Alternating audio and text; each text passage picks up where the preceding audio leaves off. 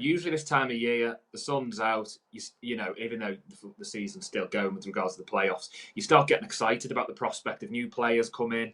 You know, a stronger squad. You start looking. You've obviously had a torrid year this year, but you start looking ahead to next year and thinking, you know, what could we achieve if we bring in some good players? You know, can we mount a promotion push or certainly build on the solid final few games of last season. But as you say, you can't really get excited because you don't know what the state of the club's going to look like come the start of the season.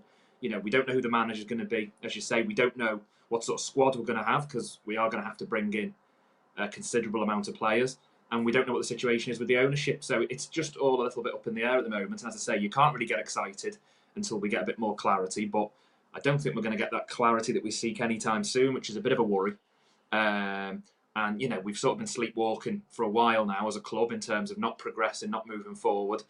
And I think us as Tranmere fans now are all just desperate for something to grab onto and some, like I say, some positivity to take forward. So hopefully we'll have some positive news over the next couple of weeks. I mean, as we know, we're a fickle fan base and it would only take a couple of exciting signings and maybe a couple of the players that we want to keep signing new contracts and we'd suddenly all be very excited again.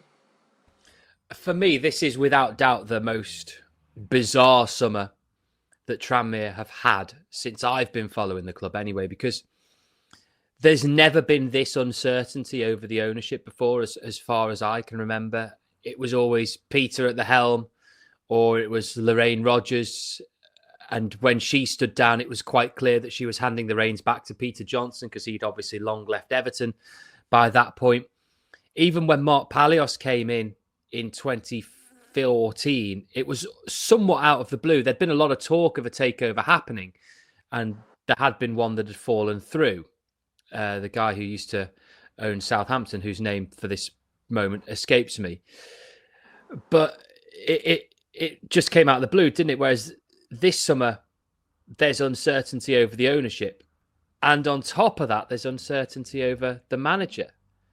I mean, there've been seasons before when Tranmere have gone into the summer searching for a boss before. 2009-10, it was confirmed later on in that summer that Les was going to take the job permanently. Of course, the Gary Brabin summer, he came in really quickly, and there was uncertainty in 2020 when Mellon left, and in 2021 when Mellon came back.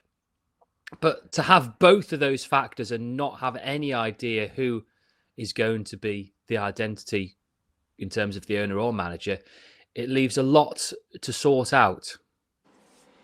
Yeah, I'm maybe surprised there hasn't been an announcement around the manager, because I'd be very, very surprised if Andy Crosby isn't our manager come the first game of next season, regardless of ownership, because I think, you know, Mark and Nicola, if they're still at the helm, I would be very surprised if they, you know, if like I say, if they didn't decide to move forward with Andy Crosby. The new owners as well, they'll have looked at results in the last sort of quarter of the season and seen the upturn in form, and you'd imagine they'd want to keep him. So if there are talks ongoing between Mark and Nicola and the potential new owners, you'd hope there'd be some sort of discussion of, you know, maybe looking to tie Andy Crosby down, and then the club can move, at least he can start to move forward and build and start to think about the type of squad and the type of team that he'd want for next season. But as you say, it's just up in the air. I was thinking the other day, if I was the agent, you know, we think of the players that we're in talks with regards to contracts, people like Lee O'Connor, Regan Hendry, Luke McGee.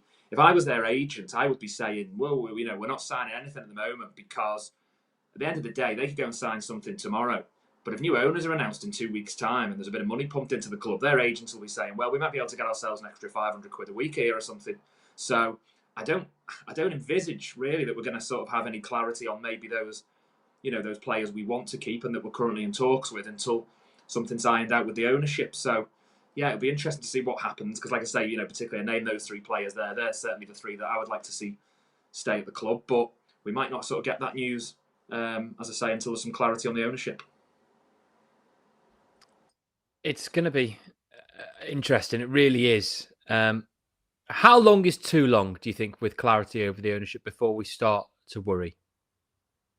Well, I think at the moment, as you say, the playoffs are still going on. So, you know, a lot of the clubs, obviously, the players are still sort of still at their clubs, still ticking over. You know, current players, you know, at Tranmere will be on holiday and things. So, but you'd expect, where are we now? We're in the middle of May. You'd sort of say early June, you'd want to have some clarity, wouldn't you, and know what was going on, because that's really the time when, you know, you'd want to be sort of starting to sign players. Do they usually come back for pre-season sort of late June, early July, something like that.